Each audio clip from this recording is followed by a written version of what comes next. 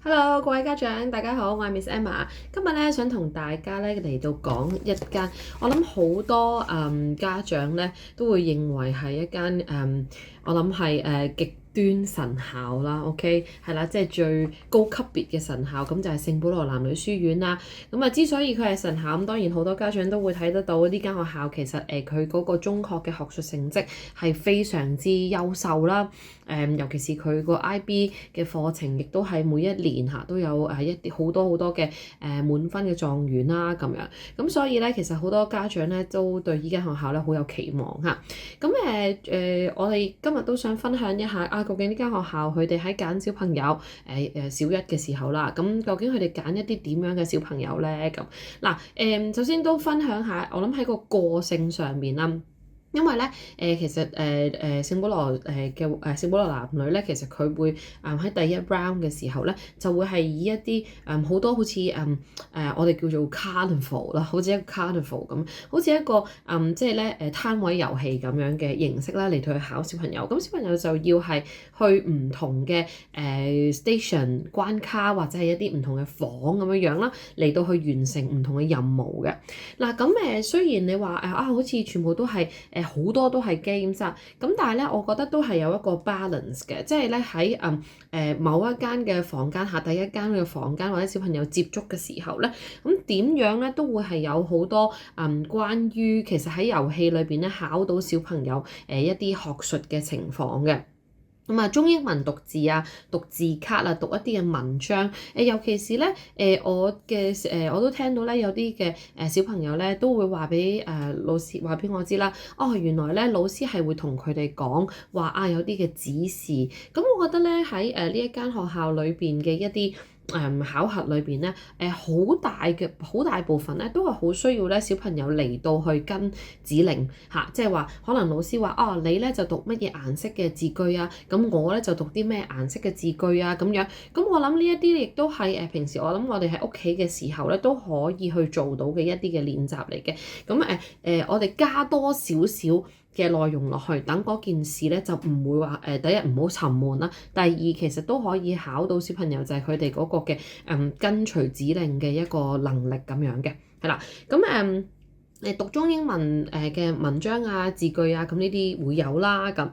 另外咧就數學方面啦，咁側重於都會係一啲咁就應該唔會係一啲普通嘅就咁俾條數你跟住就做咧，因為佢係唔係做工作紙嗰一種嘅，係啦，咁就係一啲可能係提問啦，就係一啲嘅文字題，咁係老師問一啲應用題咁樣啦，咁但係咧我會覺得嗰個特色上邊咧就係嗰啲應用題咧一般咧都會係有多啲嘅邏輯性喺裏邊嘅，譬如話可能即係幾多個人搭嘅一個纜車咁樣舉個例，一部纜車咧就係可以載到4個人嘅，咁而家咧我有9個人喎，咁我要坐幾多部纜車啊咁樣，咁你唔都要考翻小朋友就係我講咗我哋嘅規矩就係嗰部纜車最多可以坐4個人，我唔可以話特多咗一個唔緊要咯，佢都坐埋落去啦，2部搞掂得唔得啊咁樣，咁呢個就係唔 OK 啦，咁可能就要坐3部，咁但係都要睇下小朋友究竟佢會點樣分配啦？咁過往小朋友翻嚟都話俾我聽，我就會覺得如果我淨係做最尾嗰個人咧，一個人坐第3部纜車嘅話，好似太悶。咁可能佢將前面嘅有啲人咧就平均分配去第3個嘅纜車嗰度啦。咁呢啲都係好考小朋友。其實佢嗰個數理上邊佢嘅邏輯，再加埋其實佢嘅一啲嘅諗法自己嘅諗法。咁呢個都係一個比較重要嘅部分嚟嘅。咁除此之外啦，其實都會考下小朋友一啲咧係可能係記憶力嘅能力啦，可能會係有啲嘅iPad 嘅 screen 啊，咁小朋友睇到某一啲嘢之後，可能就跟住冇咗，又問翻小朋友有啲乜嘢頭先你會見到啲乜啊？又或者對比2張圖畫，頭先你見到嗰張圖畫而家消失咗啦。第2張圖畫俾你睇嘅時候，你見到有啲咩分別啊？咁可能就會有一啲咁樣嘅考核啦。咁呢啲都係其實即係當然啦，我成日做呢啲嘅短片，除咗俾我哋本屆嘅一啲考生去睇之外，咁我都好希望呢一啲咧就係來年你哋會去準備嘅一啲嘅小朋友，咁喺裏邊咧我哋都會聽到其實有好多嘅要需要其實喺屋企嗰度都可以練習嘅部分喎，咁我哋都可以做多少少嘢咁樣啦，係啦。好啦，咁另外咧，其實佢亦都會有大量嘅 game 啦，所以咧我都會咧建議咧小朋友咧到期時咧去第一次嘅 interview 嘅時候着嗰套衫咧，可能都係比較輕便一啲，會比較合適。咁就當然啦，女孩子亦都係着翻一個如果你係着裙啦 ，OK， 咁但係都可以着一啲咧比較係 casual 一啲，係會活動嘅時候咧比較係合適一啲嘅裝束啦。咁男孩子方面咁就當然就唔需要話着恤衫打煲呔咁，可能一件 polo T-shirt 整齊嘅，咁係為之最重要。因為咧到期時咧會有大量嘅 games 啦，可能會有單腳跳拍波啊，聽到音樂響起嘅時候要跳舞行咁樣，跟住音樂一停你就要 freeze 好多呢啲嘅遊戲喺裏邊，咁都係咧涉及到好多唔同嘅指令啦，涉及到小朋友係聽到個遊戲點樣玩嘅時候，佢個理解佢個玩遊戲嘅能力同埋個投入程度啦咁樣嘅，咁啊最後啦，亦都會有一個環節咧係會睇 video 嘅。係啦，咁睇 video 咧，咁就會睇下究竟小朋友譬如喺個過程入邊啦，理唔理解到究竟嗰個嘅短片入邊嘅教嘅一個道理啦。咁呢啲亦都係我哋平時其實喺屋企咧好多時，我諗我哋睇嘅一啲卡通片或者睇一啲嘅短片嘅時候咧，我哋盡量咧都要同小朋友咧做多少少嘅一啲嘅 discussion 譬如話一個卡通片睇完之後，我哋話其實咧如果你係個卡通片入邊嘅其中一個主角，你會點做啊？你會覺得點啊？都會喺我過程入邊咧，就俾小朋友嚟到去表達一下。咁因為呢一個部分咧，都可以咧係去train up 到小朋友。譬如話，就算唔係淨係睇一個 video 啦，咁譬如可能睇一幅圖畫或者睇一個故事嘅時候咧，咁佢哋都可以嚟到去訓練到佢哋嗰個嘅理解嘅。咁因為咧，其實我諗喺呢間學校裏邊啦。都要講清楚少少，就係佢係大部分嘅面試嘅內容咧，都會係用廣東話嚟到去完成啦，咁唔係代表冇英文，但係佢哋係比較着重於小朋友佢哋嗰個廣東話嘅一個表達。咁我覺得喺過去我嘅小朋友，我自己嘅學生入到去呢間學校咧，我覺得都係嗰個表達能力咧係特別強嘅小朋友啦，係好容易同人哋有一個好清晰嘅交談啦，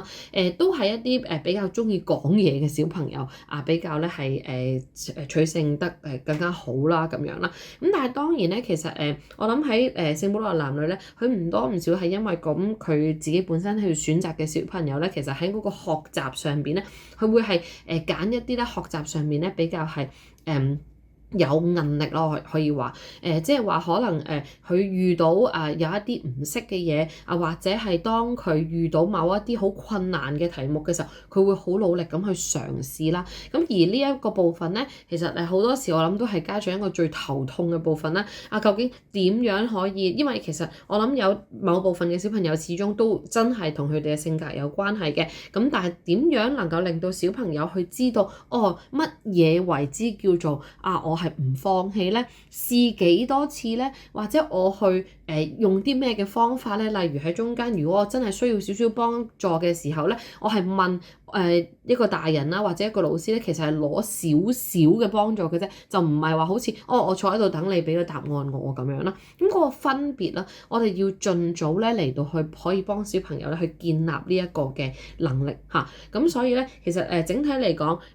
我諗喺聖保羅男女書院嘅第一個 round 咧，學術上面嘅嘢係有嘅，但係唔係佢一個最大嘅一個主要嘅內容啦。我諗更加之要睇嘅就係小朋友其實過程入邊佢係咪嗰個嘅速度啦？因為你始終要做咁多個唔同嘅 task 㗎，咁究竟你能唔能夠好快有效率咁樣做到嗰件事啦？佢知道每一個 task 都係有即係time limits 啦，佢個 time management 做得好。好唔好啦。咁呢啲都係一啲日後落嚟咧，其實喺學習裏邊一啲好重要嘅元素嚟嘅。咁佢可唔可以專注咁去做嗰件事啦？佢能唔能夠去即係掌握到一啲嘅即係需要記嘅一啲嘅內容咧？因為呢啲都係喺學習嗰度，其實如果你有記憶力係比較好啊，專注力比較好啊，又溝通能力比較好啊，咁你先至更加能夠去喺呢間學校將來下讀書嘅時候咧，有一個更加好嘅表現咯。咁所以咧，我會